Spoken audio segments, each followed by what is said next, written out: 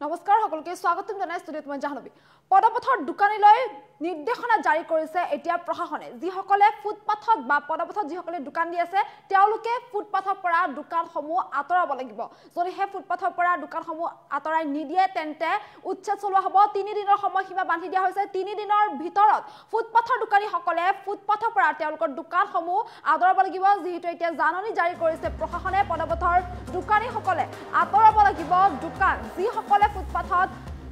দোকান দি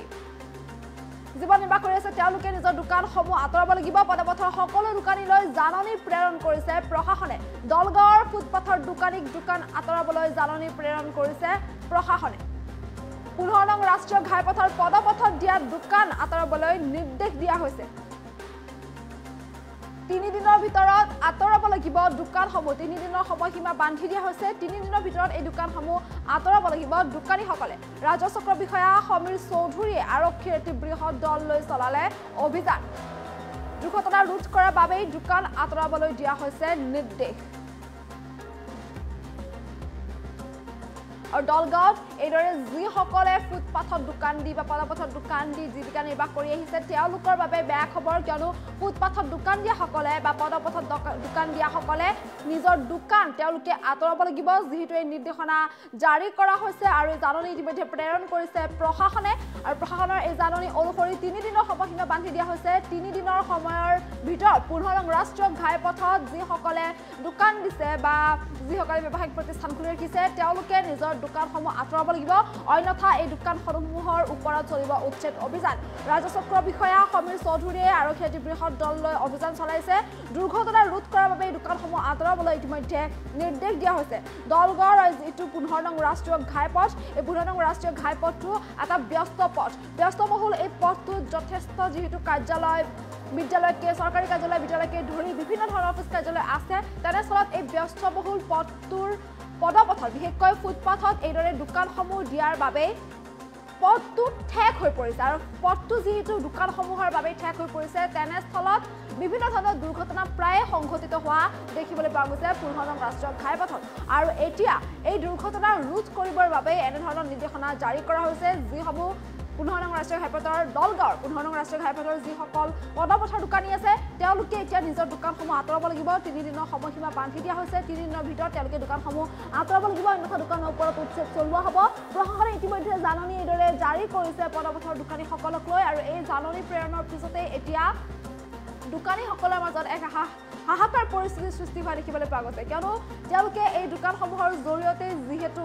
জীৱিকা নিৰ্বাহ কৰি আহিছে বা পৰিয়াল পোহপাল দি আহিছে তেনেস্থলত দোকানীসকলৰ মাজত এতিয়া হাহাকাৰ পৰিস্থিতিৰ সৃষ্টি হোৱা দেখিবলৈ পোৱা গৈছে 3 দিনৰ সময়সীমা বান্ধি দিয়া হৈছে আৰু যিহেতু 3 দিনৰ সময়সীমা বান্ধি দিয়া হৈছে তেনেস্থলত 3 দিনৰ ভিতৰত পদপথৰ এই দোকানীসকলে তেওঁলোকৰ দোকানসমূহ আঁতৰাব লাগিব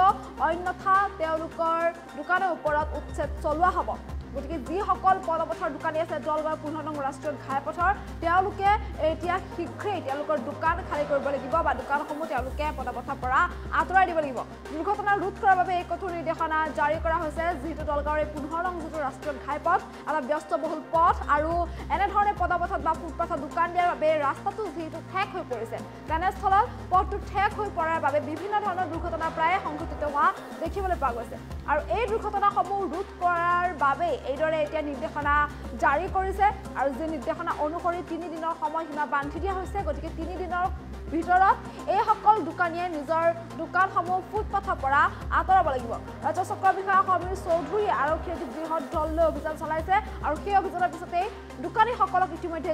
জাননী দিয়া হৈছে আৰু যি জাননী অনুসৰি 3 দিনৰ ভিতৰত দলগাঁৱৰ ফুটপাথৰ দোকানীসকলে তেওঁলোকৰ দোকানসমূহ আঁতৰাব লাগিব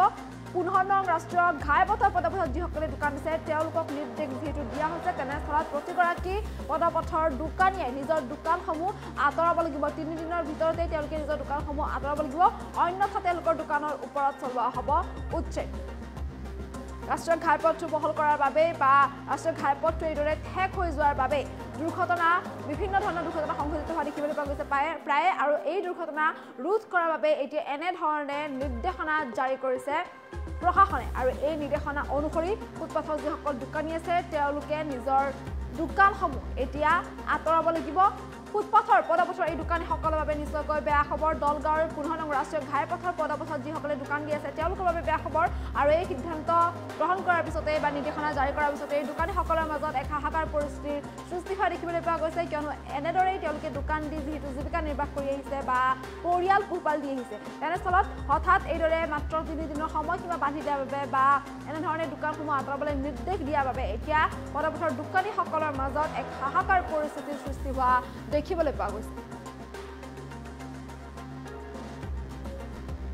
দলগাঁৱৰ এই টাউনৰ যি মাজমজিয়াতে এইখিনি ফুটপাথ আছে এই ফুটপাথত কিছুমান মানে দোকান টেম্পৰেৰী দোকান বহি আছে যাৰ কাৰণে পথচাৰীসকলৰ এটা অসুবিধা হৈছে আৰু সঘনাই আমাৰ কিছুমান দেখা যায় দুৰ্ঘটনা ইয়াতে সংঘটিত হৈ আছে সেইকাৰণে আমি আজি পুলিচ প্ৰশাসনৰ সৈতে একলগ হৈ অলপ তেওঁলোকক এটা সজাগতা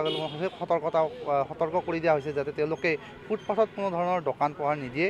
কাৰণ আমি আজি হয়তো উচ্ছেদমূলক ব্যৱস্থা গ্ৰহণ কৰা নাই কাৰণ তেওঁলোকৰ যিসকল দোকানী আছে সেইবিলাকৰ খুব মানে ক্ষুদ্ৰ ব্যৱসায় তেওঁলোকৰ সৰু সৰু দোকান আছে তেওঁলোকে কিবাকৈ